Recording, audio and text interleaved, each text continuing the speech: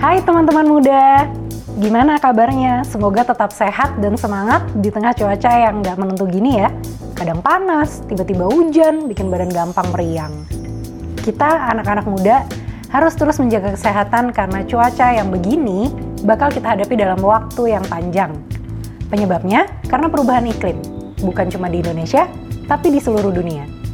Dampak perubahan iklim ini bukan cuma soal cuaca makin nggak menentu, tapi lebih luas dari itu, dari masalah pangan hingga bencana alam. Baru-baru ini, Presiden Jokowi bilang salah satu penyebab kenaikan harga dan kelangkaan beras karena dampak perubahan iklim. Panen jadi mundur dan nggak maksimal. Dunia sekarang ini sedang terjadi yang namanya krisis pangan. Sehingga harga beras menjadi naik. Itu di seluruh dunia. Dalam jangka panjang, yang paling dirugikan adalah kita-kita, anak muda yang umurnya masih panjang. Mirisnya, menurut Kementerian ATR BPM, konversi sawah menjadi non-sawah di Indonesia mencapai 100.000 hektar per tahun. Sementara kemampuan cetak sawah hanya 60.000 hektar per tahun. Belum lagi pemerintah bikin program food estate dengan membabat hutan di Kalimantan buat ditanami singkong, tapi tumbuhnya jagung. Hilirisasi yang abai terhadap lingkungan. Set deh. Itu baru soal ancaman pangan. Perubahan iklim ekstrim ini juga bikin kekeringan terus terjadi. Ancaman krisis air bersih bukan lagi masalah Indonesia, tapi global. Kita aja minum air kini bergantung sama swasta yang memprivatisasi sumber air. Meski perubahan iklim ini sudah terasa, tapi ternyata masih ada yang nggak percaya atau nggak peduli terhadap isu ini. Survei Litbang Kompas tahun 2022 menunjukkan anak muda usia 17-24 tahun masih ada yang ragu dan nggak percaya sama perubahan iklim. Jumlah yang ragu sampai 21,5%, dan yang nggak percaya atau nggak peduli 4,5%. Sementara yang sangat percaya 14,7%, dan yang percaya 59,2%. Sebagian besar dari mereka khawatir dengan perubahan iklim ini. Kita semua sih wajib khawatir dan harus melakukan sesuatu untuk masa depan kita. Kira-kira anak-anak muda bisa apa ya? Kamu ada ide? Yuk kita bahas bareng.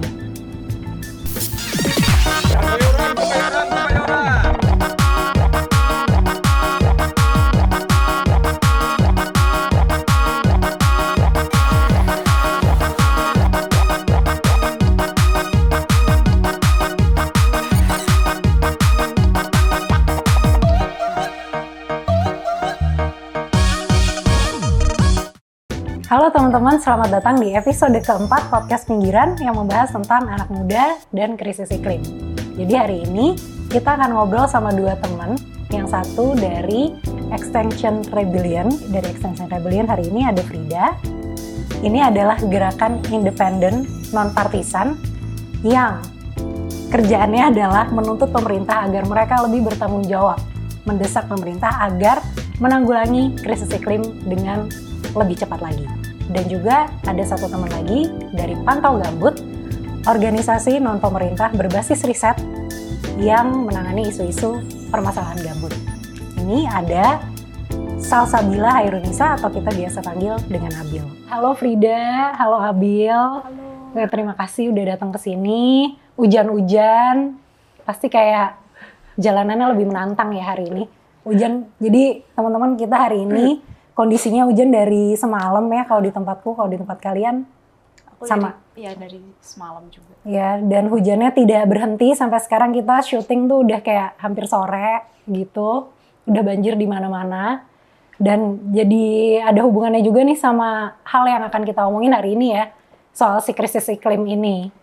Nah, kalau misalnya nih di kalian apa sih yang terdekat gitu? Hal yang kalian paling ngerasa, wah ini kayak emang udah emergency nih. Mungkin kata-katanya kalau ada sebagian yang udah pakai kata darurat ya, bukan krisis lagi tapi darurat iklim gitu. Apa sih gitu. Kalau aku selain banjir kayak kalau lagi panas banget ya. Jadi ada sering banget waktu kita belum mulai hujan nih, sampai di titik susah mikir kalau di kamar. Jadi aku kan nggak pakai AC tuh kamar aku.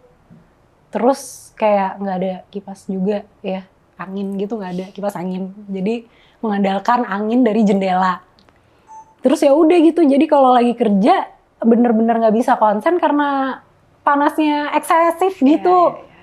Itu sih. Tapi sekarang hujan, ya hujannya juga lebay, jadi banyak yang bocor gitu rumahnya, duit mesti keluar lagi gitu. Padahal tadinya kan nggak separah itu gitu. Kayak gitu sih. Kalau kalian gimana? Abil dulu mungkin. Oh, aku nggak jauh beda sih sebenarnya sama Kak Jon, kayak lebih ke kontras antara kalau hujan itu hujannya lebay banget tadi ya dibilang, terus kalau panas banget, terus efeknya jadi kalau imun kita lagi agak kurang bagus udah pasti bakal sakit gitu karena udara yang dihirupnya juga gak nyaman ya, apalagi tinggal di Jakarta dengan kualitas udara yang tadi Kak Frida pas lagi ngobrol sempat ngomong udara lagi jelek banget kayak gitu. Paling gitu sih yang Lebih sering paling sakit terasa. gitu lah ya. Lebih sering sakit. Lebih lemah lah ya badannya Orang-orang jadinya. di sekitar rumah sih, di rumah, di lingkungan teman-teman tuh lebih sering sakit. Terus yang nggak enak aja sih kalau, karena aku kan kemana-mana seringnya pakai public transport ya, jadi sering jalan kaki. Yang sebelumnya kemarin ya aku kalau lagi musim kemarau ya nggak bakalan bawa payung gitu loh, karena aku sendiri nggak masalah sama panas yang ini. Cuman sekarang aku bawa payung ya karena kadang suka tiba-tiba hujan aja gitu. Jadi kerasa banget lah kalau jalan kaki kemana-mana kan perbedaan cuacanya yang nggak menentu. Tapi gitu. pernah kayak ini nggak sih, perhatiin itu udah dari kapan gitu? Ada setahun ada nggak, atau kayak? Aku nggak ngitung tepatnya ya dari kapan, cuman mungkin iya itu bukan sesuatu yang terjadi sejak aku kecil ya. Mungkin sejak aku SMA, sejak SMA, which is beberapa tahun yang lalu ya. SMA kayak 2 tahun lalu ya nih guys. Pokoknya Gitu. 3 tahun yang lalu lah. Oke, biar perlu dicatat ya SMA Abil 2 atau 3 tahun yang lalu aku mulai sangat Beda merasa gitu. Beda generasi. Itulah, kalau Kak Frida terus kalian Kalau aku, kalau aku inget mulai kapan aku beneran ngerasa. Waktu aku masih kuliah di Jogja, tahun 2015. Itu 2015. Itu hampir lulus lah aku. Jadi aku kan ngekosnya di pinggir Selokan Mataram ya. Selokan Mataram itu biasanya airnya tuh tinggi. Selokan Mataram nih apa nih? Selokan Mataram itu ada kali. Yang dia di Jogja bagian utara ya, tempat aku ngekos. Terus kosannya itu, di deket kali ini? Di pinggiran gitu pinggiran. ya. Itu tuh biasanya airnya tinggi gitu. Dan 2015 itu kemarau panjang yang baru selama aku ngekos di situ, baru lihat itu tuh kering airnya. Selokan Mataram itu, dan itu sangat panas. Sama di kos sama kayak Joan. Aku nggak ada kipas ya, nggak ada apa ya. Sampai aku tuh pakai kipas. Tahu nggak sih meja laptop yang ada kipasnya? Oh iya yang muter gini kan. Aku saking kan ya, aku kan masih miskin gitu ya. Iya. Aku nggak punya kipas. Jadi aku sampai pakai itu ngerasa sih, itu panas banget yang nggak pernah aku alamin sebelumnya. Dan itu ternyata terulang kembali. Kemarin kan 2023 ini, sejak Mei gitu ya, bahkan sampai sekarang gitu yang katanya kan El Nino itu ya. Dan itu memang kerasa banget, dan air itu sering mati gitu, air pump sering mati. Dan ini ada suatu hal yang menarik juga sih, karena di rumahku yang aku tempatin itu ada torennya, ada penampungan air. Jadi aku tuh awalnya tuh aku nggak ngeh kalau air pump tuh sering mati. Jadi ini aku merasakan ternyata aku punya toren itu adalah suatu privilege juga gitu. Jadi ketika aku buka grup WhatsApp, grup paguyuban perumahan, ini bapak-bapak, ibu-ibu tuh sering ngeluh gitu. Airnya mati lagi gitu. Terus aku baru sadar, ternyata emang airnya tuh sering mati. Cuman karena aku sering nyalain keran waktu dia nyala, jadi isi penuh kan torennya. Jadi aku nggak pernah ngerasain kekurangan air. Jadi sementara tanggaku yang lain yang nggak punya toren itu sering ngerasain kekurangan air. Itu aku sangat kayak shock gitu loh. Wah, ternyata padahal nih kita sekompleks loh. Ternyata punya toren aja itu sangat membuat perbedaan gitu loh. Antara itu. Sama sih kayak Joan, aku juga jadi susah mikir, nggak bisa mikir aku.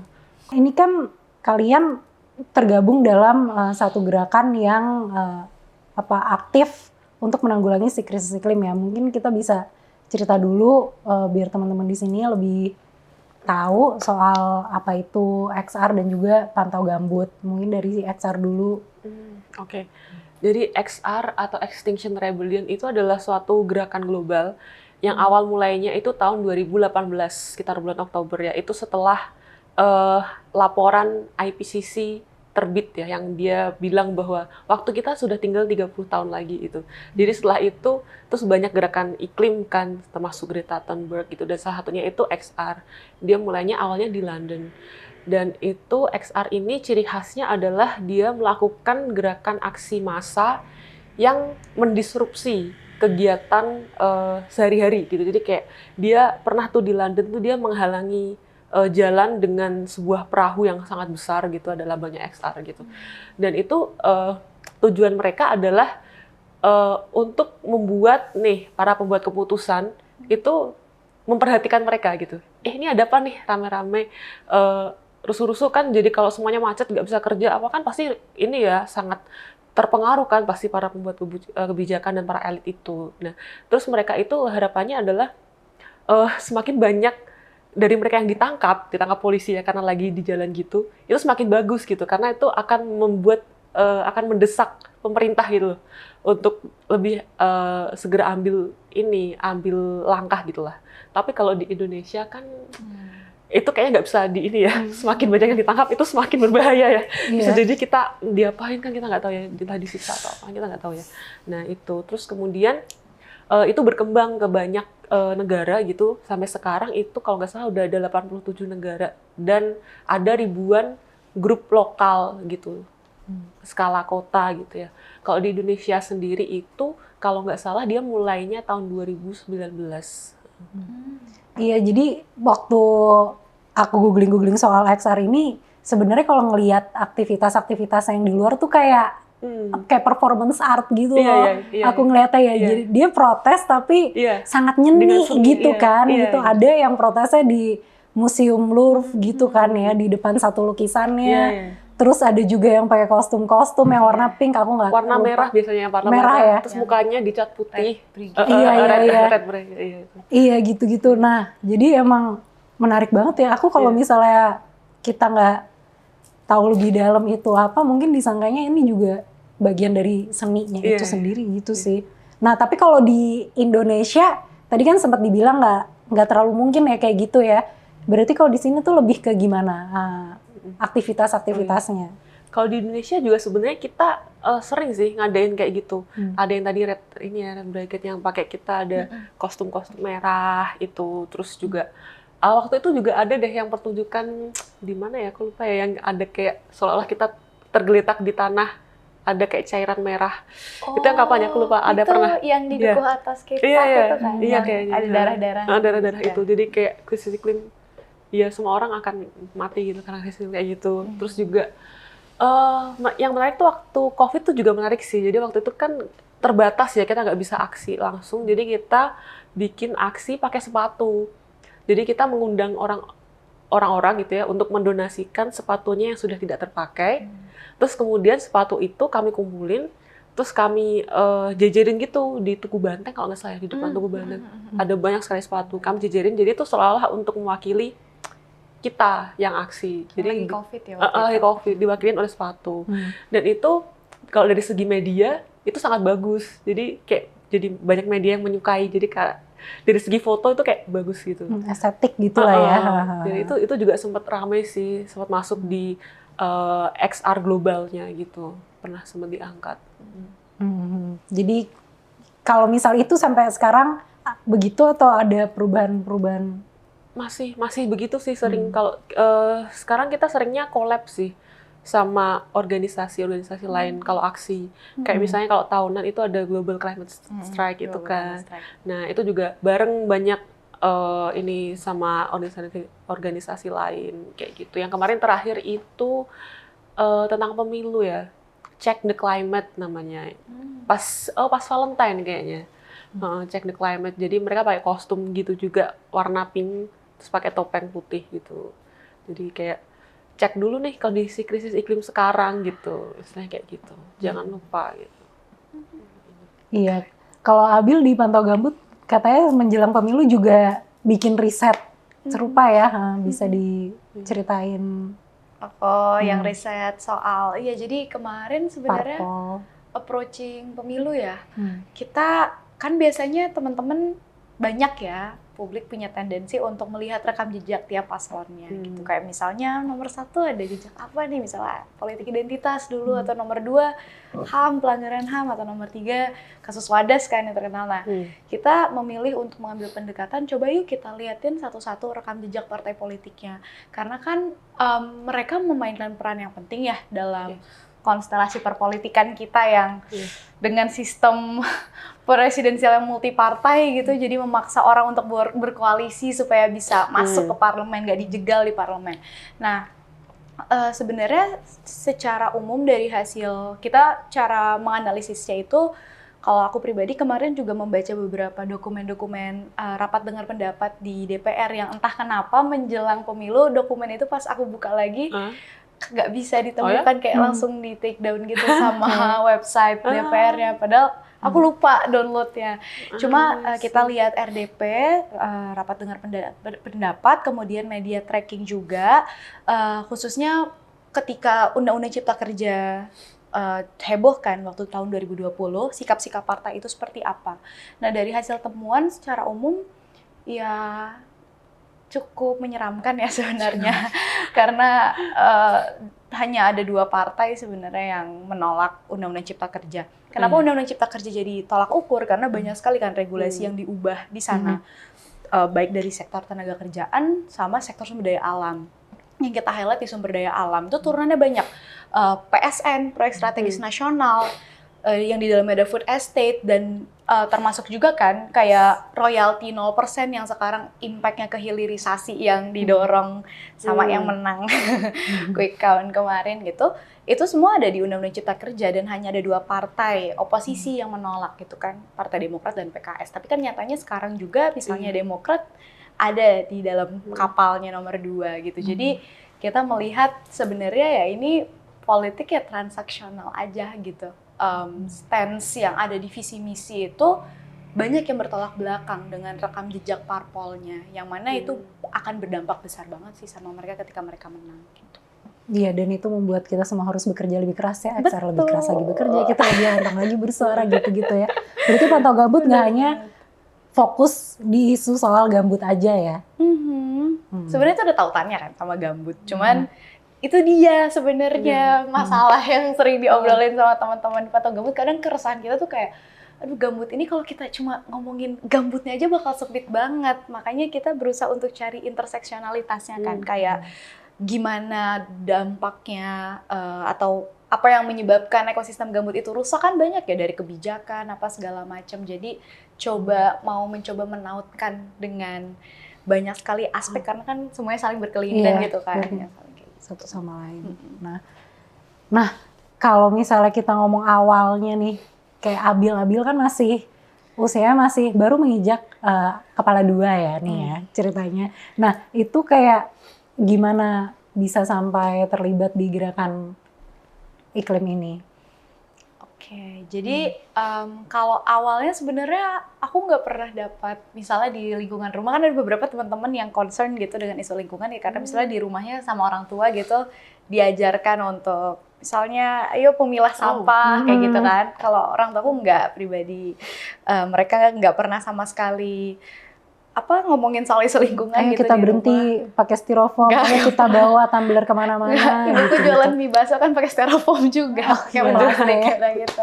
Jadi nggak pernah sama sekali ngomongin isu kayak gitu. Cuma memang mereka mungkin karena kampungku kan di daerah Jawa Barat gitu, masih dikelilingi pegunungan banyak. Jadi setiap pulang kampung tuh pasti keluarga perginya ke sana kayak gitu. Nah itu yang membuat waktu SMP gitu hobi lah, ya main-main aja sebenarnya, outdoor, daki-daki gunung gitu. Terus sampai singkat cerita ketemu sama teman-teman komunitas sesama yang suka daki gunung juga. Tapi uniknya yang membedakan dia sama geng-geng pendaki gunung lain tuh, mereka tuh berkumpul karena mereka lagi mengkampanyekan suatu isu gitu. Terus aku kayak penasaran kan. Mungkin karena aku di kota jadi udah megang HP, cus lihat Instagram page-nya, ternyata mereka lagi ngekampanyein. Ini justru menarik karena mereka sekumpulan pendaki gunung yang mengkampanyekan untuk stop mendaki gunung di kawasan hutan itu. Itu yang bikin aku kayak ada apa nih? Iya, kenapa ada apa? Iya, kalian semua kan hobinya daki gunung, kok tiba-tiba nge-stop buat daki gunung? Ternyata karena mereka nganggap ya hutan itu sebenarnya cagar alam kata mereka, dan cagar alam di danaunya itu secara folklore juga itu tuh sumber mata air. Jadi ketika ada kegiatan wisata, misalnya se-harmless mendaki gunung itu membuka ruang untuk kayak motor trail dan lain sebagainya, yang membuat adanya demarkasi itu jadi kayak tanah di hutannya tuh jadi terpisah gitu. Jadi kayak misalnya harimau Panthera pardus gitu yang ada di sana, macandahan segala macam, mereka ruang jelajahnya jadi terbatas karena jadi kayak parit gitu loh di tengah hutan jalannya. Terus air buat warga di bawah daerah pegunungan itu juga jadi semakin terbatas, banjir juga jadi rentan, padahal itu di dataran tinggi. Nah itu yang buat aku kayak wah, jarang banget nih orang-orang yang suka daki gunung malah nge-campaign untuk stop daki gunung. Itu kan menurutku hal yang sulit untuk dilakukan ya, ketika itu adalah hal yang mereka suka lakukan tapi mereka sacrifice untuk sesuatu yang mungkin lebih besar dari hobi yang sering mereka lakukan. Di situ aku tertarik untuk belajar soal isu hutan memang awalnya. Jadi bukan perubahan iklim secara umum gitu. Bersama komunitas itu. Bersama komunitas itu. Kayaknya aku tahu deh komunitasnya. Save Ciharus namanya. Apa namanya? Save Ciharus, karena Ciharus. nama danaunya Ciharus. Ya terus dari situ ikut ngeliat, mereka ada kegiatan sering di hutannya. Terus aku sempat ikut kan, mereka sering open volunteering buat nanam-nanam sekat sedimen ya biar motor trail nggak masuk lagi gitu. Karena KSDAE atau bidang konservasinya nggak ngelakuin apa-apa. Terus ya udah pernah sekali turun dan ngeliat itu memang udah parah banget gitu. 4 hari sih di sana. Terus ngeliat gimana capeknya bawa bambu di hutan, pasang sekat 15 menit udah diterabas lagi sama motor trail kayak gitu.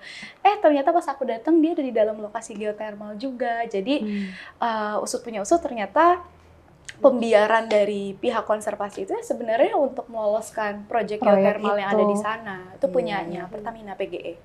Pertamina Geothermal Energy. Dari situ aku belajar tautan-tautannya sama yang lain sampai ketemu Kinipan. Kinipan yang heboh itu Pak Effendi Buhing yang di Kalteng, masyarakat adat yang rumahnya digusur untuk ekspansi perkebunan sawit. Ya, terus ya ngobrol sama teman-teman di sekolah. Terus teman-teman kayak, gue resah juga kenapa ya tiap tahun tuh kebakaran hutan nongol mulu di TV kayak gitu. Awalnya dari situ, 2019 kan gede banget ya, yang waktu El Nino panjang juga. Ya dari situ akhirnya sempat, yaudahlah kita sama-sama belajar bareng aja. Gue juga ada keresahan juga, ini gue nemu di IG ada video orang lagi nyetop bulldozer yang Kinipan itu. Kayak kita mending ngobrol bareng, belajar bareng. Udah ada jaga rimba waktu itu.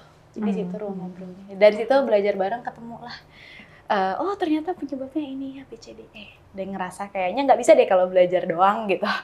Harus kita sebarin juga nih yang kita dapetin ke teman-teman yang lain.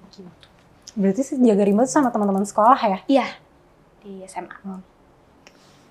Dan sekarang ke stop karena masih kuliah, masih iya, apa? udah pada kuliah. Terus terakhir apa berarti kegiatannya si kegiatannya Jaga Rimba terakhir kita bikin lingkar belajar pas COVID. Jadi bikinnya online gitu.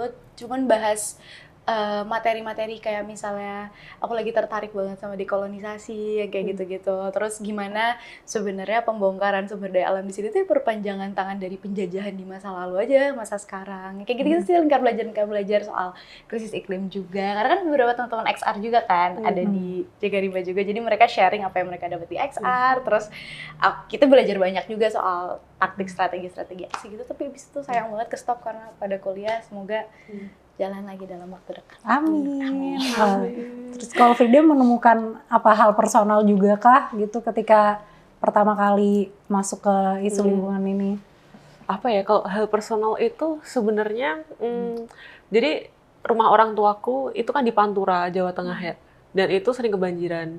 Jadi banjir itu adalah hal yang dekat denganku lah, akrab lah sama banjir itu. Jadi dan ngerasain banget gimana cemasnya gitu ya. Nanti kalau airnya udah mulai naik gitu-gitu ya, terus itu sangat cemas itu. Ntar barang-barangnya udah mulai naikin kayak gitu-gitulah. Dan itu kan hal yang sangat masa hidupnya dirundung kecemasan kayak gitu ya, kecemasan akan banjir gitu loh, kayak gitu sih. Terus Tapi itu belum menumbuhkan kesadaran tentang krisis iklim dalam isu yang lebih luas gitu sih. Dan terus kemudian baru waktu 2020 itu sih banjir Jakarta yang gede banget itu kan sangat apa ya, gede banget gitu, kayak sebelumnya kayaknya nggak pernah kayak gini deh, kayak gitu ya. Terus aku ini ketemu akunnya XR gitu di Instagram kan, terus aku klik lah itu bionya, terus ada dia ngirim email gitu ke aku, ada undangan untuk ikut XR 101 gitu ya, waktu itu masih Januari 2020 sebelum COVID kan, jadi masih offline. Terus aku dateng lah itu. Terus mereka kasih, terus di situ aku baru tahu gitu. Jadi sejak ngikutin XR itu, aku baru tahu tentang konsep-konsep kalau emang krisis iklim itu disebabkan oleh ulah manusia. Tapi manusia yang mana dulu gitu. Jadi kayak ada 99%, 1% elit gitu ya yang itu tidak ini nggak match gitu, nggak balance gitu. Dan aku baru tahu konsep-konsep kayak gitu ketika di XR gitu, sebelumnya nggak tahu gitu. Dan ketika aku kaitin, jadi sebelum ke XR itu aku lebih dulu aktif di isu gender kan, kekerasan seksual utamanya sejak tahun 2018. Nah, aku menemukan banyak kaitan gitu ya, interseksional lagi-lagi antara krisis iklim ini dengan isu-isu perempuan ya, katakanlah. Aku pernah bahas juga waktu itu tentang bencana. Jadi krisis iklim itu kan bikin bencana makin sering terjadi dan makin parah ya dampaknya. Dan ketika ngomongin bencana, itu dampaknya itu beda loh yang dirasain perempuan gitu. Perempuan, anak, kelompok marginal lainnya itu kan beda banget ya. Dan di situ aku kayak melakukan semacam riset kecil gitu sih dari beberapa bencana yang pernah terjadi, bencana besar gitu ya, kayak yang tsunami Aceh, terus yang di gempa Palu sama Merapi itu. Dan itu ada banyak, itu emang agak susah datanya didapatkan karena kayaknya emang jarang yang mendokumentasikan ya. Tapi untungnya yang di Palu tuh ada kan, waktu itu ada lumayan banyak kasus kekerasan seksual di tempat pengungsian di gempa Palu itu. Kemudian yang di tsunami Aceh itu ada juga, jadi ada kasus kayak biasanya itu bantuan yang diberikan itu hanya untuk kayak dihitung per kepala keluarga gitu. Terus juga bantuannya tuh kadang nggak ada, misalnya perempuan kan mungkin perlu pembalut kayak gitu, itu tuh sering nggak ada kayak gitu. Terus juga kalau saya jatah makanan kayak gitu, biasanya anak itu dihitung sama ibunya tuh satu kayak gitu, jadi ibunya tuh sering nggak makan demi anaknya kayak gitu. Terus ada juga kasus yang pas tsunami Aceh itu dia ini ada ibu hamil melahirkannya itu di tengah hujan gitu, nggak ada tenda, nggak ada apa gitu waktu di pengungsian. Terus juga kan anak-anak itu sering dikawinkan ya ketika setelah bencana gitu. Dan itu ada juga yang pernah meneliti gitu kasusnya di Nusa Tenggara Timur ya. Bencana kekeringan tuh berdampak loh terhadap meningkatnya perkawinan anak di daerah itu kayak gitu. Jadi kan krisis iklim makin parah itu dampaknya itu beda-beda gitu dirasain setiap orang ya, setiap kelompok kayak gitu sih. Terus juga aku merasa kayak, terus aku lihat banyak sih kayak organisasi lingkungan gitu. Tapi itu kok lebih banyaknya bahasnya ke ini ya, kayak tanggung jawab individu gitu, ya kan, kayak apa sih, olah sampahmu, jangan pakai plastik gitu-gitu, seolah-olah itu aku kayak ngerasa ada banyak hal di luar kontrolku gitu loh sebagai individu. Aku udah ngelakuin ini tapi tetap aja masih kayak gitu. Dan itu aku temukan di XR gitu. Dan bilangnya aku nggak menemukan itu, aku hanya menemukan itu di XR karena emang XR itu fokusnya dia ke mendorong perubahan sistem kan. Jadi yang didesak memang pemerintah gitu sebagai pembuat kebijakan kayak gitu sih. Dan juga kayak bergerak bersamanya gitu Oh iya mungkin bener, kolektif karena memang XR itu dia ada rumusnya gitu. Jadi ada suatu penelitian kan yang dia meneliti dari sejarah revolusi yang terjadi di berbagai negara termasuk di Indonesia zaman Soeharto. Itu dia menemukan dibutuhkan hanya 3,5% dari populasi setempat untuk melakukan perubahan. Jadi 3,5%, tapi dia harus aksi secara aktif terus-menerus. Jadi biar perubahan itu terjadi. Nah, jadi XR itu emang tujuannya mengumpulkan massa sebanyak-banyaknya. Tapi kalau sampai sekarang itu masih susah sih di Indonesia. 3,5%, butuh berapa juta? Ya. Ya masih harus terus berjuang ya. Berarti Iya. ini kalian kayak benang merahnya, kesadarannya terbantu oleh adanya si media sosial itu ya. Gimana kamu Yes. ketemu dengan XR dan Iya. gimana tadi ketemu dengan komunitas Safe Ciharus. Safe Ciharus. Iya, iya, iya. Di kalangan anak muda, medsos. Ini betul, ya, jadi betul. jembatan. Oke. Nah tadi kan kita kayak udah bahas ternyata benang merahnya adalah si media sosial ini ya. Nah nggak tahu sih, aku mikir asumsinya kalau misalnya media sosial ini mampu punya daya untuk menggerakkan orang, asumsinya udah banyak nih orang-orang yang di sekitar kita, di luar lingkup kita, udah sadar sama darurat iklim ini atau krisis iklim ini. Kalau di kalian gimana? Kayak di lingkungan sekitar kalian itu anak-anak mudanya, misalnya teman-teman Abil yang seumuran Abil gitu, udah pada nyadarkah soal ini gitu? Oke, kalau teman-teman seumuranku mungkin lebih ke sadar, ada yang berbeda, ada yang berubah, tapi belum sepenuhnya ngeh itu karena apa, kayak gitu. Ada yang berbeda, sadar ada yang berbeda. nih, Berbeda, misalnya, misalnya kayak, kenapa ya sekarang lebih panas aja kalau siang tuh panas banget. jadi obrolan sehari-hari tuh kayak Obrolan gitu sehari-hari gitu. seperti itu gitu. Cuma memang belum sepenuhnya ngeh bahwa itu tuh kenapa bisa terjadi seperti itu kayak gitu. Dan aku rasa sosial media tadi seperti yang Kak Joan sebutkan ya, itu memainkan peran yang penting untuk menghubungkan nih ocehan-ocehan kayak makin panas ya makin ini jadi satu fenomena yang utuh gitu. Itu krisis iklim gitu. Nah, karena aku bukan tipe yang biasa khotbah kalau lagi nongkrong ya. Jadi kalau lagi nongkrong itu panas banget ya. Aku bukan tipe yang tahu nggak ini semua tuh karena krisis iklim bla bla bla. Tiba-tiba nguliahin. Kamu harus gitu, Bil. Si paling tahu gitu. Tapi karena gue pribadi kalau ada di lagi nongkrong, lagi asik, terus kadang suka ada yang kayak gitu, kadang kayak kita jadi serius nih kayak gitu. Aku positioning aja tapi soft aja gitu kayak lu tau gak sih ini berubahnya sejak kapan? Biasanya nanya-nanya kayak gitu. Terus paling nunjukin postingan apa di IG ya. Jadi kayak seakan-akan aku juga ikut belajar kayak tahu nggak sih kemarin gue bisa nonton video nih soal apa namanya terumbu karang jadi warna putih semua, ini ngeri banget, tau gak sih, mau lihat nggak? Terus kata videonya ini tuh gara-gara ada perubahan iklim. Jadi dari situ Masuknya halus banget ya, Halus ya, gitu kayak gitu. mereka nggak sadar kalau ternyata aku sedang diedukasi nih gitu.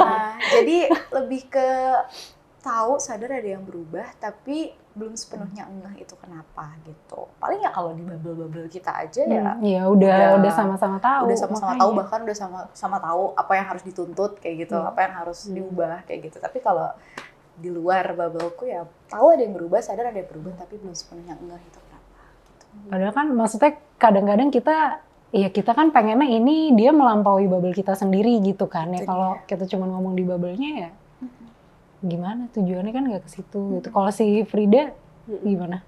Gitu juga. Iya. Kayaknya sama sih kayaknya ya.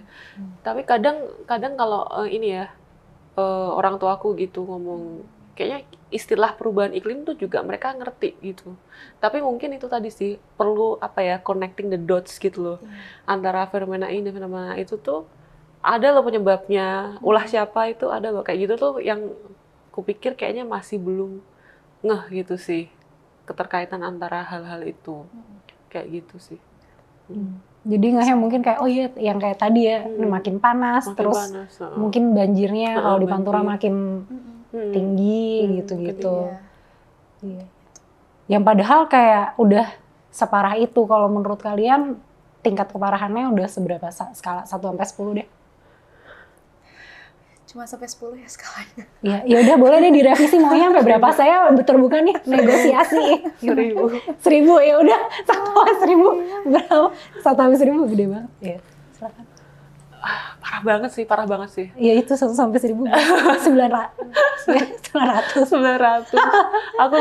Aku tuh sangat anxious gitu loh. Semakin kemarin pas panas banget kekeringan itu ya. Lantai keramik itu masa sampai anget gitu loh rasanya itu kalau siang Iya ya. sih, iya di tempatku Dan- juga sih. Iya kan kayak nggak ada air itu aku langsung keinget kayak ini kan film-film distopia gitu dan itu kenyataan kita bakal seperti itu. Gitu, aku takut membayangkan nanti kalau nggak ada air bersih tuh nanti kita perang loh rebutan air bersih. Aku tuh sering ngebayangin kayak gitu dan parah banget. Terus juga ini ya, polusi udara juga ya. Itu tuh sangat sangat parah sih. Aku kan emang punya alergi hidung ya. Jadi emang bawaan lahir. Tapi setahun kemarin 2023, sejak awal 2023 itu tuh jadi makin parah, nggak kayak sebelumnya. Jadi setiap hari hidungku tuh tersumbat.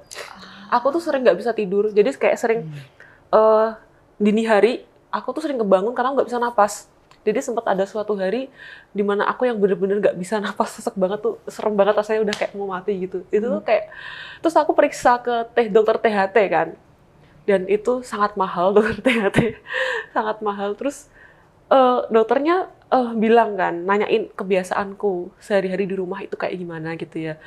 Kan karena kalau emang alergi gitu kan emang harus rajin bersih-bersih gitu-gitu kan. Terus aku ada kucing gini-gini. Tapi terus dia bilang jangan-jangan alergi kucing tuh gitu kan. Terus aku bilang enggak, aku melihara kucing sejak tahun 2019 itu. Tapi itu nggak pernah separah ini gitu, baru setahun kemarin parah gitu kan. Terus aku bilang tentang polusi udara gitu, dokternya tuh kayak nggak ngeh gitu. Jadi kayak seolah tuh penyakitku ini tuh ya karena tanggung jawabku sebagai individu gitu. Padahal kan ada polusi udara di Parung Panjang itu lebih parah daripada di Jakarta seringnya. Sangat lebih parah. Jadi dia sering masuk ke 3 teratas gitu kalau di aplikasi nafas gitu. Itu Sering kalau di 3 menurut Kak teratas. Frida kok bisa kayak gitu, kenapa? Itu kayaknya sih karena di daerah itu, jadi daerah Parung itu yang tinggi-tinggi itu ya, angkanya merah-merah itu, biasanya di Parung Panjang, Serpong, daerah situ, itu tuh banyak tambang pasir terbuka. Aku nggak tahu sih itu karena itu atau enggak ya, tapi dugaanku ke situ. Dan itu tuh kalau kata orang sana gitu, Kabupaten Bogor ada sih di kecamatan sebelah gitu, itu ada bukit dia yang diambil pasirnya dengan cara dibom katanya sih. Tapi itu emang kayak aku sering tengah malam itu sering ada cium bau-bau kimia yang aneh gitu loh. Kayak gitu. Terus ada kayak dentuman entah apa gitu. Dan itu ya mungkin aja bisa jadi gitu. Dan itu kan kemungkinan sih buat bikin perumahan di daerah situ yang lagi masif juga kan. Kayak gitu. Terus juga kayak dokternya nyuruh gue kasih ada kertasnya selebaran gitu cara membersihkan apa. Ya lah gue mah udah rajin ngebersihin kayak gini-gini. Dia nggak tahu aja ada debu truk-truk tambang itu. Jadi skincare-ku tuh pasir. Iya. Naik motor kan, pasir. Nah, itu skincare-nya itu udah, kalau orang sana skincare-nya itu. Aduh. Dan itulah kenapa kita harus mengskalakan itu 1 sampai 1000 ya. Nggak cuma sampai 10 tadi ya. Iya, benar. Sampai 1000 karena kayak orang kagak tahu, dilimpahin ke kitanya, suruh bersih-bersih. Nah, terus di Jakarta ini juga ada nih kaitannya sama omongannya Frida tadi soal air. Jadi ada orang-orang yang harus membeli air. Dan itu kan tidak wajar ya, kayak gimana menurutmu?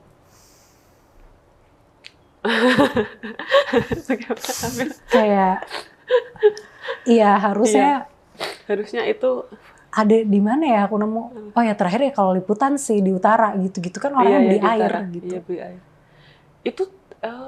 Itu terjadi kemarin di kompleks perumahanku, nggak beli sih. Jadi saking karena tadi ya sering mati air pumpnya, itu tuh ada tangki kayak bantuan gitu loh dari daerah mana gitu bawa. Terus kayak dijatah gitu, tapi nggak beli sih, dijatah gitu. Ntar tiap rumah bawa bawa galon kasih diisi air kayak gitu.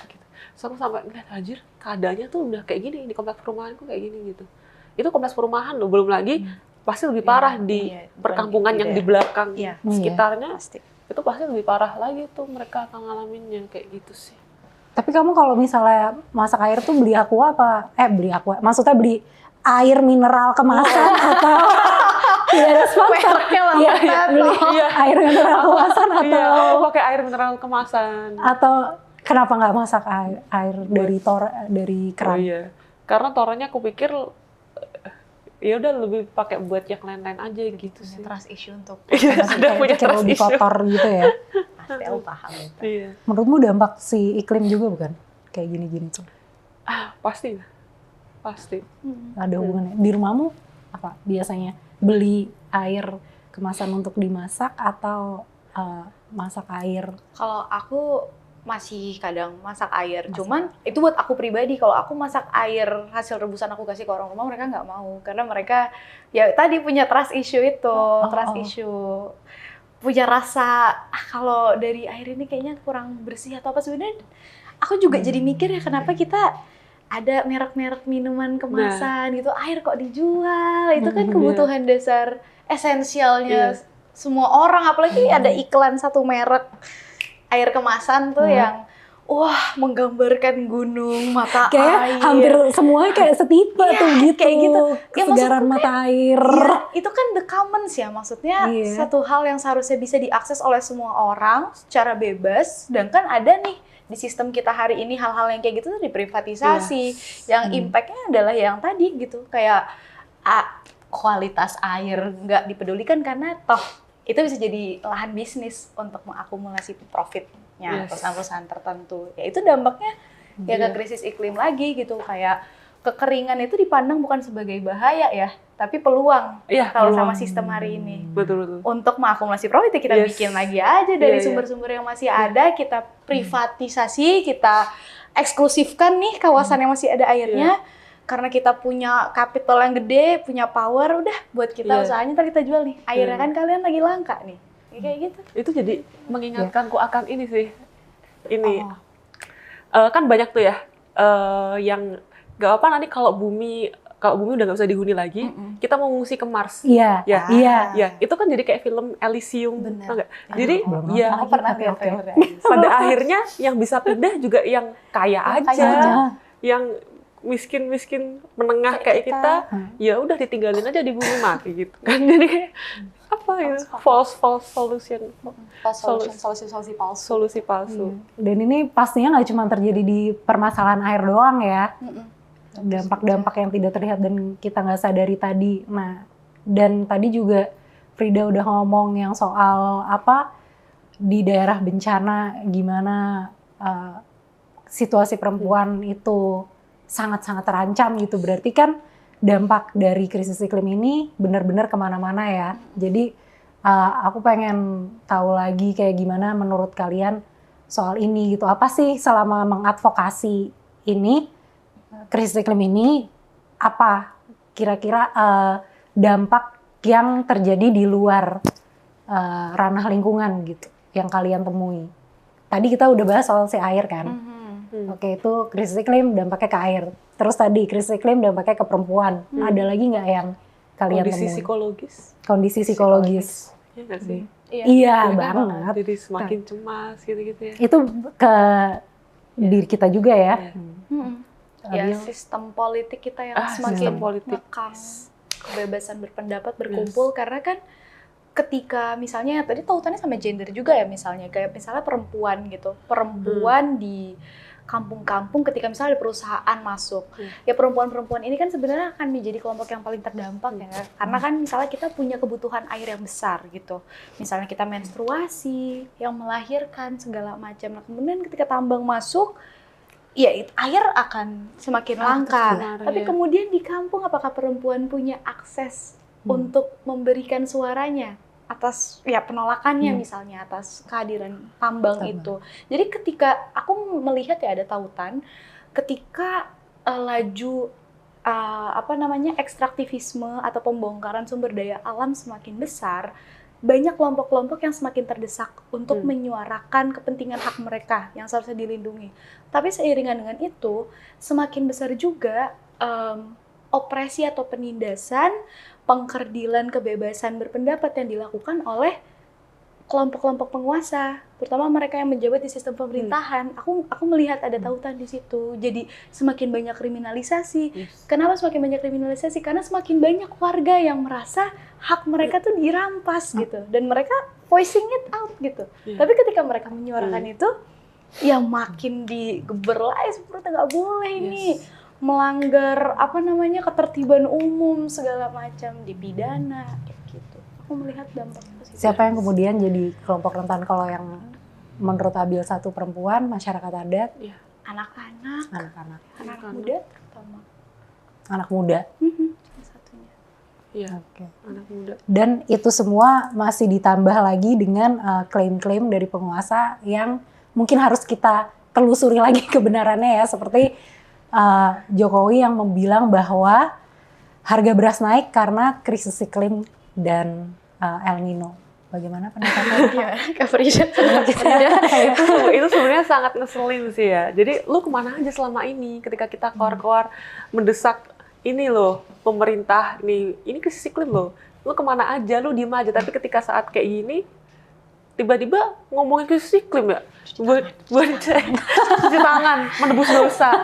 Terus kayak itu sangat.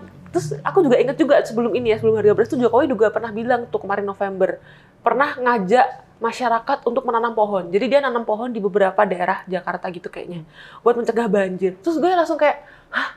Lah, apa lu menebus dosa? Lu menebus dosa, jadi lu menebang hutan di Kalimantan, meratus kebanjiran, berbulan-bulan kebanjiran, terus lo menebus dosa dengan Menanam gimmick nanam pohon di Jakarta, terus lo ngajak masyarakat nanam pohon juga, itu kayak, waduh, itu kayak udah kayak, anjir, ini nggak kayak gimana ya, nggak tahu, malu banget itu maksudku, kayak gitu deh. Ya, ada sepatah dua patah kata yang dikatakan, atau ada yang perlu diluapkan lagi mungkin. Harga beras naik karena krisis iklim dan El Nino gitu. Padahal Tempo deh kayaknya pernah nulis ya. Ini aku mengutip kata-kata Tempo aja, pernah bikin berita kan, judulnya lonjakan harga beras karena ambisi menang satu putaran. Mantap sekali. Bansos. Padahal sebenarnya Bulog kan memprediksi ya kita akan gagal panen, bukan gagal panen, telat panen, musim panen karena musim El Nino kan, kita akan telat panen, makanya Bulog sudah menyediakan stok beras untuk sampai bulan April nanti untuk dibagikan dalam rangka bansos setiap bulannya. Jadi kuotanya memang sudah diatur gitu oleh Bulog. Karena judulnya tadi gitu di Tempo. Yang kemudian berujung pada hasil quick count. Iya, yang berujung pada hasil quick count yang mengunggulkan kandidat 02 gitu ya. Nah, dengan salah satu program yang di-highlight adalah hilirisasi. Bagaimana pendapatnya kakak-kakak sekalian? Gimana Kak? Hilirisasi. Terkait dengan kesejahteraan lingkungan, bagaimana kita ini? Iya, itu lagi-lagi. Kalau mereka klaimnya kan hilirisasi ini akan membuka lapangan pekerjaan baru katanya bagi masyarakat lokal. Hilirisasi adalah kunci Indonesia maju 2000. Indonesia cemas 2045. Indonesia emas ya. Bukan. Indonesia cemas ya. Dan itu kan omong kosong ya, itu omong kosong aja, kayak karena emang mereka mau memberikan karpet merah aja buat para investor kan, apalagi sekarang lagi ramai kan nikel nih. Sementara kita lihat di Maluku, Sulawesi Tengah, pulau-pulau kecilnya udah pada dihancurkan buat nikel gitu, dan lapangan pekerjaan apa? Nggak ada gitu, justru malah masyarakat yang dulunya menafkahi diri mereka sendiri dari menjadi nelayan, berkebun ya kan, jadi sekarang udah nggak bisa lagi, tercabut dari situ gitu, dari esensinya mereka, sumber penghidupannya, dan itu juga spiritualisme mereka gitu juga kan ada, jadi tercerabut. Jadi kalau alasannya buat membuka lapangan pekerjaan baru, it's a big no sih. Ya, karena apa ya, kalau kata Hindia kan ada yang bangun tidur gosok gigi evaluasi, terus ada jokes gitu di Twitter kalau nomor 2 bangun tidur gosok gigi hilirisasi. Oke. Jadi sebenarnya baru tahu ada plesetannya. Ada di Twitter rame. Jadi sebenarnya kalau terkait program 02 kita bisa lihat backingan ketika mereka kampanye ya kan. Bos-bos batubara itu seperti Adaro segala macam menyuarakan full dukungan kepada paslon 02 gitu. Dan di sana tentunya ada kepentingan yang kalau kita tautkan nih sama visi misi, karena kan kalau visi misi itu bakal masuk ke RPJMN ya nanti kalau mereka terpilih gitu, dan hilirisasi jadi salah satu program unggulan paslon 02. Nah, ketika bicara soal hilirisasi, kita harus coba tautkan tuh sama kebijakan yang didukung full-fullan sama 02 itu UU Cipta Kerja. Omnibus Law, ada soal royalti kan, jadi ada royalti 0% bagi mereka yang intinya tidak menghasilkan produk mentah gitu. Jadi harus ada pengolahannya juga. Ya tapi borok-boroknya kalau di kita lihat di Morowali misalnya. Morowali itu kan dia mengeruk di tempat itu, kemudian dia olah, ada smelter juga di situ. Jadi itu kita lihat jadi dumping waste dalam skala besar gitu. Bahkan aku punya kawan yang dia baru menulis satu riset foto esai sebenarnya soal bagaimana masyarakat di sana itu makan dengan cara mengais sampah di daerah pembuangan Kel di Morowali gitu. Karena itu tadi yang tadi disebutkan Kak Frida, cara hidup subsisten mereka sudah hilang, digusur oleh kehadiran satu industrial park besar. Dan hilirisasi ini nggak hanya kemasan barunya sekarang green, kayak di IKN sekarang kan mau dibikin green industrial park. Ya kan, yang ya itu akan dikemas terus aja. Itu adalah solusi-solusi palsu. Kalau kita ngomongin soal ya itu nyambung lagi ke mobil listrik gitu kan, nikel ini kan jadi kompartemen buat baterai mobil listrik gitu. Tapi lagi-lagi dijadikan solusi transisi energi, ya hasilnya masih dari pembongkaran, terus habis itu ekstraksi. Itu adalah kalau kata orang itu cuma bukan transisi energi, itu transisi material aja. Kotor-kotor juga caranya gitu.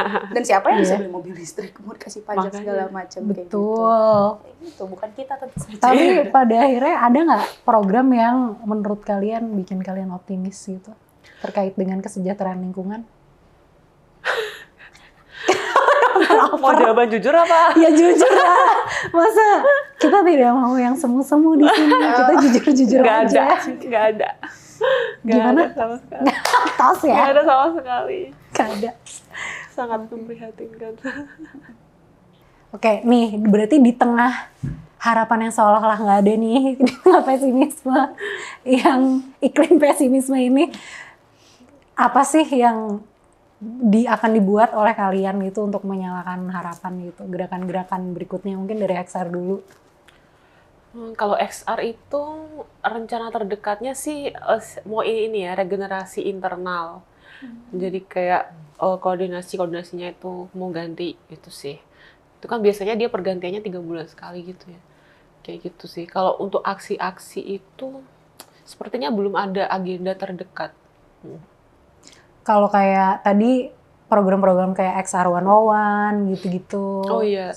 Kalau itu masih rutin sih dilakukan XR 101 untuk ini ya pendidikan untuk yang baru mau masuk itu masih tetap ada. Terus juga ada itu ya yang XR apa yang well-being, jadi ada working groups, ada beberapa working groups kan, salah satunya tuh ada working groups well-being, tapi itu kayaknya udah cukup lama belum aktif lagi kayaknya. Jadi dulu tuh kita sempat pas COVID sih itu yang sering ngadain kelas yoga bareng kayak gitu lewat online gitu. Ada terus sesi-sesi kayak meditasi gitu-gitu tuh ada banyak kayak gitu sih. Mungkin harus diadain lagi dalam menghadapi si Indonesia Cemas 2045 ini. Perlu diaktifkan kembali. Iya, kita aktifkan lagi aja gitu. Siapa tahu makin banyak membernya ya kan. Kalau diambil di Pantau Gambut ataupun di yang lain-lain apa? Mungkin lebih ke di luar Pantau Gambut kali ya. Karena lebih pengen ini kan jaga rimba kemarin, cuman kita ada evaluasi bahwa dengan highlight dari beberapa kawan-kawan gitu kegerakan yang coba dibangun, kita kok ngerasa jadi kayak anak muda kita tuh dipandang sebagai sesuatu yang seksi banget. Jadi kayak ya jadi tempelannya NGO aja kalau mau aksi. Aku jujur aja kayak misalnya NGO kita mau bikin aksi ini nih, panggilin anak-anak jaga rimba suruh ikut turun dong, kan ini waktunya anak muda gitu. Jadi token gitu. Kita ngerasa kita punya arena sendiri nggak sih gitu, dan akhirnya ada penokohan konsekuensinya. Sebenarnya itu yang bikin kita juga agak hold back untuk kita lanjutin aktivitas yang maksudnya wajarlah ada dinamika gitu. Tapi setelah aku dan teman-teman kayak kita kemarin ngumpul lagi terus kayak Bill butuh ruang ngobrol kayak gitu, jadi kayak ngerasa butuh ruang ngobrol lagi. Dan mungkin harapannya dalam waktu dekat pengen bikin, mungkin namanya bukan jaga rimba tapi dengan misalnya orang-orang yang sama, semangat yang sama, tapi ya yang dibutuhkan sama teman-teman sekarang kurasa di tengah lantangnya seruan untuk ayo perubahan. Kurasa butuh juga ruang-ruang untuk melipir dan sekadar menuangkan kepenuhan di dalam kepala untuk diskusi ngobrol kayak kita gini. Jadi harapannya mungkin dalam waktu dekat mau buat semacam ruang-ruang seperti itu di mana teman-teman seumuranku bisa berbagi keresahan sekadar kayak ya teman-teman XR kan untuk ngasih tahu kalau kita nggak sendiri dan ya mungkin ya bikin arena sendiri aja, nggak harus ngikutin aksinya si A, modelnya si B, modelnya si C karena kemarin tuh ngerasa begitu gitu. Jadi mungkin membuat ruang-ruang alternatif sih ke depannya untuk berbincang, bercakap, berdiskusi, dan mungkin menginisiasi perubahan-perubahan yang barangkali tidak terdengar revolusioner, tapi setidaknya bisa jadi ruang untuk ya menggerakkan ya percikan-percikan api sedikit lah, yang sampai nantinya mungkin bisa jadi firecrackers yang besar. Gitu. Kayak gitu kan juga tadi berarti ada nilai-nilai kolektif care-nya juga kan, yang itu juga kurasa untuk saling jaga antara satu sama lain sangat diperlukan ya di dalam gerakan atau kalau kita mau membuat sesuatu yang lebih besar lagi gitu. Nah, oke, terakhir aku pengen nanya soal ini bayangan-bayangan utopis yang kayaknya terlalu indah tapi kayak tentang gimana kondisi ideal tanpa krisis iklim atau cara untuk menanggulangi krisis iklim gitu. Dari siapa dulu yang mau? Apa ya? Bayangan ideal aja. Tutup LTU. Tutup semua PLTU. Terus beralih ke energi Itu sebenarnya udah ada rencananya ya? Udah ada. Beralih ke energi bersih, tapi kan tuh akhir-akhirnya nanti tetap proyekkan gitu loh.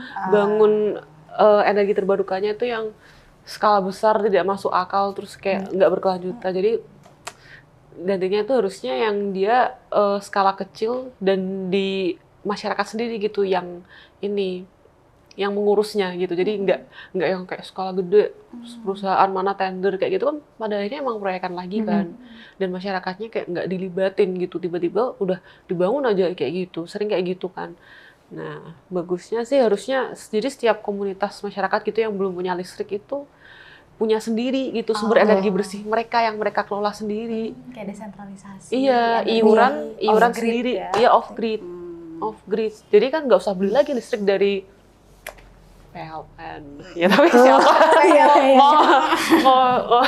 nggak perlu lagi proyek-proyek gede-gede bangun-bangun itu dari perusahaan-perusahaan kayak gitu sih. Dan mereka juga tidak jadi pihak yang terancam ya keberadaannya, maksudnya nggak dirugikan lagi, nggak jadi tersingkirkan lagi gitu.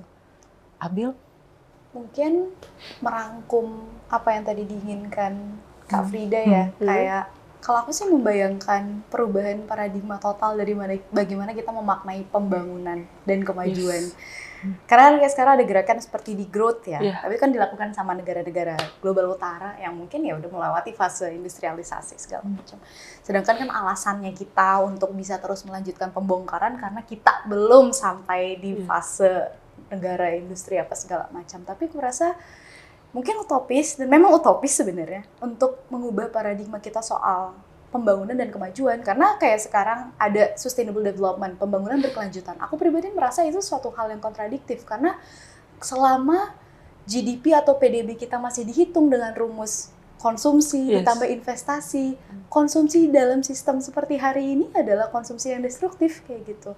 Dan nggak ada ruang untuk kita mengerem perbuatan-perbuatan yang justru semakin mengancam keberadaan kita. Sebenarnya bukan bumi kan, atau alam yang kita selamatkan, tapi diri kita sendiri gitu. Karena mereka fine-fine aja tanpa kita gitu. Tapi soal perubahan paradigma itu, bagaimana sebenarnya pembangunan itu harus dimaknai sebagai bagaimana memenuhi kebutuhan dasar dan kebutuhan dasar orang-orang yang paling kurang beruntung atau yang paling rentan atau yang paling terdampak gitu. Bukan kebutuhan dasarnya 1% yang dasarnya aja mungkin udah tersiernya kita gitu. lebih dari tersiernya kita kayak gitu.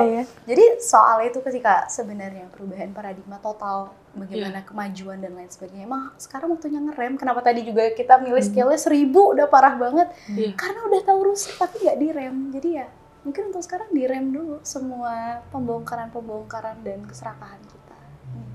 Oke. Jadi gitu ya guys, mengerem bersama. Oke, teman-teman, aku masih berharap kita masih bisa melanjutkan perbincangan ini selain di podcast Pikiran. Jadi bicara dengan kalian bisa lewat kolom-kolom komentar di YouTube maupun di Instagram atau di TikTok atau di Twitter. Di X Project Multatuli. Nah, kita juga masih terbuka soal ide-ide apa sih sebenarnya yang menurut kalian menarik untuk kita bahas di episode-episode berikutnya. Jadi sekali lagi terima kasih Frida, terima kasih Abil udah datang ke podcast Pinggiran. Dan untuk teman-teman yang belum jadi kawan M, aku ingin mengundang teman-teman untuk bergabung menjadi kawan M dan juga ikuti semua akun media sosial dari Project Multatuli. Terima kasih sudah menyaksikan podcast Pinggiran. Sampai ketemu di edisi selanjutnya.